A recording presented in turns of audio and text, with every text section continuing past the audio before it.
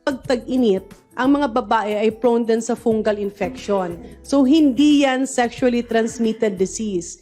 Yan ay dala na yung normal flora sa intimate areas, no, sa pubic area, sa perineal area ng babae. Kapag medyo basa, napapawisan at mainit yung panahon, yan ay perfect petri dish para dumami yung ating fungi, yung Candida albicans na nasa balat, ay dadami siya, kaya siya nagiging makate. So, the more you scratch, the more it will itch.